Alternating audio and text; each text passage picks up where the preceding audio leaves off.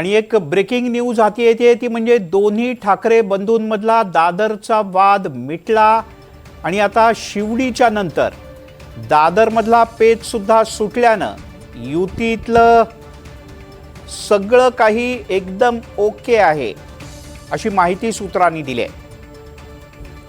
राज ठाकरे, संजय राऊत, बाळा नांदगावकर आणि सरदेसाई यांच्यात सविस्तर चर्चा झाल्यानंतर दादरमधला वाद सुद्धा सुटल्याची माहिती सूत्रांकडून मिळते।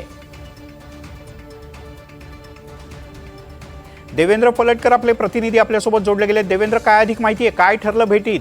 कोण कुठल्या जागा कशाला ठेवणार?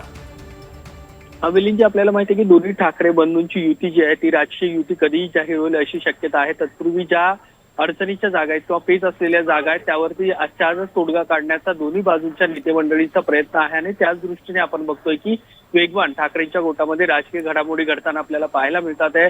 मनसेचे नेते बाळा नांदगावकर, नितीन सरदेसाई यांनी मातोश्रीवरती येऊन तब्बल 2.5 ते पावणे 3 तास उद्धव ठाकरे यांच्यासोबत चर्चा केलेली आहे आणि खास करून विक्रोळी असेल, भांडूप असेल, शिवडी असेल किंवा इतर काही मराठी बहुल भागातल्या ज्या जागा आहेत ज्यावरती दोन्ही पक्षांचा क्लेम केला जातोय त्यावरती तोडगा काढण्याचा प्रयत्न केला जातोय। आपल्याला जी माहिती मिळालेली आहे त्यानुसार आता दादर मधील ज्या 2 जागांचा वाद होता त्यावरती देखील तोडगा निघालेला आहे। प्रामुख्याने प्रभाग क्रमांक 192 आणि 194 मध्ये शिवसेना आणि मनसे या दोन्ही ठिकाणी दोन्ही पक्षांनी दावा केला होता आणि जी माहिती मिळते त्यानुसार आता प्रभाग क्रमांक 192 शिवसेना ठाकरेंकडे राहणार आहे तर प्रभाग क्रमांक 194 मनसेकडे जाणार आहे अशा पद्धतीची सूत्रांची माहिती आहे।